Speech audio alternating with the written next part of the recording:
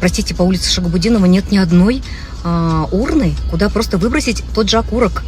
Просто я не думаю, что в бюджете этого района не заложены эти урны. Скорее всего, заложены.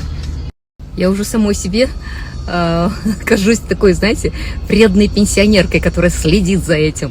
Но на самом деле я не вредная пенсионерка, я просто неравнодушный гражданин своего города. И кто-то должен все-таки смотреть за этим.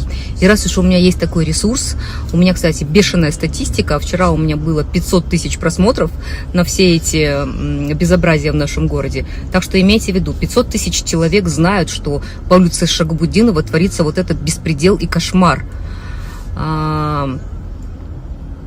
Поэтому простите меня, пожалуйста, за мое неравнодушие и за мою такую вот гражданскую вредность.